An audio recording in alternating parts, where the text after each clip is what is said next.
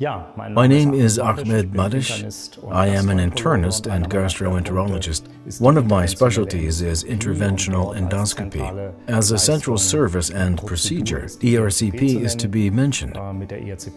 As a gastroenterologist, one is already concerned with ERCP in the context of education, and then also after further training in the context of gastroenterological endoscopic work, where I can look back on 20 years of gastroenterological work, meaning I have certainly performed over 2,000 ERCP examinations during this time. In this respect, this is also one of my focal points in my daily work.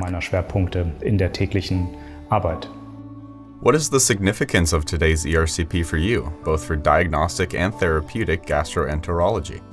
ERCP stands for endoscopic retrograde cholangiopancreatography. This means endoscopic imaging of the bile and pancreatic duct is a central procedure in gastroenterology. It is also a difficult procedure, and as we gastroenterologists say, it is the supreme discipline. Why is that? Basically, if you look at an ERCP procedure, it consists of many individual sub-steps, all of which can be difficult on their own, and especially for someone who is new to it. Die alle für sich genommen, gerade auch für den, der es neu lernt, schwierig sein können. Insofern kann man in this respect, one can fail at every single one of these sub-steps. That is why the examination is the supreme discipline of endoscopic procedures. Die Königsdisziplin der endoskopischen Prozeduren und sie hat natürlich. It has come a long way. The first ERCP was performed in the 1970s. In the beginning, ERCP was limited to imaging the bile ducts and the pancreatic duct. Im Grunde genommen bei der ERCP beschränkt auf die Darstellung der Gallenwege und des Pankreasgangs und das hat sich natürlich. This has changed in recent years to the extent that we no longer perform diagnostic ERCP at all. Diagnostische ERCP mehr durchführen. Today, this is done with MRCP, the radiological examination. When we perform an ERCP, it always has an interventional background. That means we always combine the ERCP procedure with the therapy, depending on the indication. Many procedures, endoscopic interventions, and indications can be mentioned. The central point is gallstone disease. This means that as soon as we suspect a stone in the bile duct during ERCP, or have shown it using endosonography, then it is important to extract this stone during ERCP. Den Stein zu extrahieren. Other indications are constrictions around the bile ducts in the context of tumors, which then lead to a blockage of the bile ducts. Die dann zu einem Aufstau der Gallenwege führen und da können wir natürlich mit der ERCP. Here we can use ERCP to try to make a diagnosis by extracting tissue and, by bridging with so-called stents, both plastic and metal, restore the flow of bile that is obstructed. Kunststoff als auch Metall, den Gallefluss wieder herzustellen, der im Rahmen des Tumors gestört ist. How do you assess the technical developments in endoscopy for the individual subdisciplines of ERCP in general? As with other endoscopic procedures, ERCP has also evolved. If we did a lot of diagnostic ERCPs in the 1970s and 80s, today this is a purely interventional procedure. Ist das heute eine rein interventionelle Prozedur, das heißt, which means that whenever we do an ERCP, we always have an interventional background. There is a development in ERCP towards much more invasive procedures than perhaps in the last decades. Today, we are able to visualize the bile duct with high-resolution images as part of cholangioscopy. Within the scope of endoscopy material, as well as in the scope of other procedures, we have a shift away from reusable to disposable products. I think this is a development in endoscopy throughout. Then in the context of ERCP, we also have the current trend toward short wire systems, where we work with short wires, and which is ultimately much more comfortable for the operator, but above all for the assistant, than working with the long wires. Und vor allem aber auch für die Assistenz ein deutlich komfortableres Arbeiten ist als mit den langen Drähten.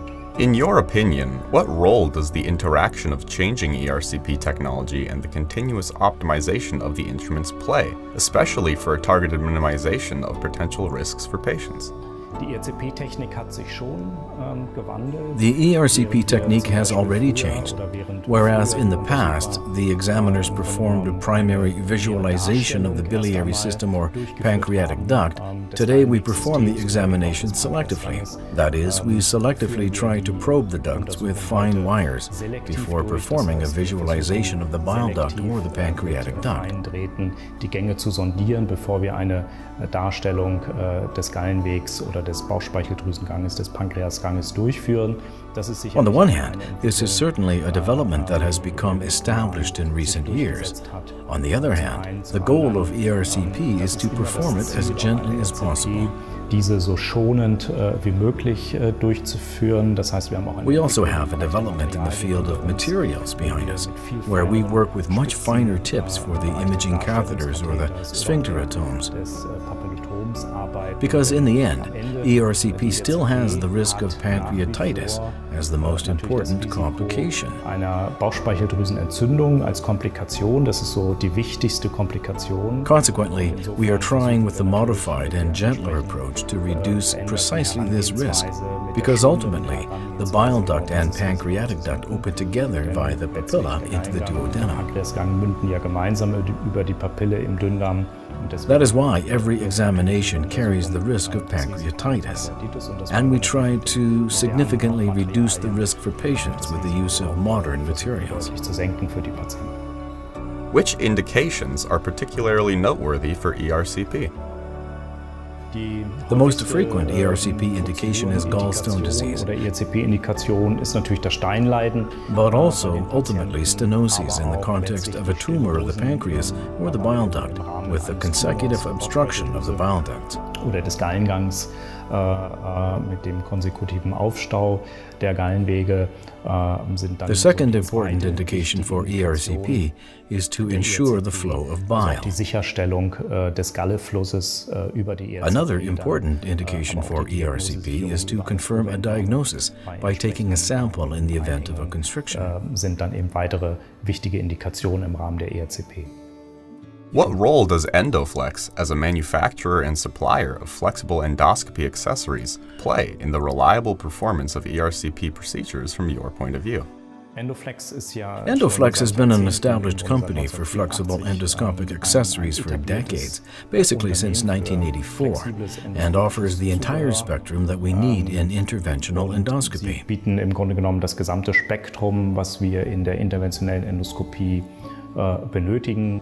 What convinces me most about Endo-Flex is the product quality.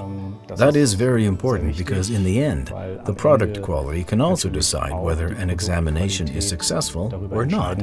Ob eine Untersuchung erfolgreich wird oder eben nicht. It is not only the examiner, not only the assistants, but also the products that we bring to the application.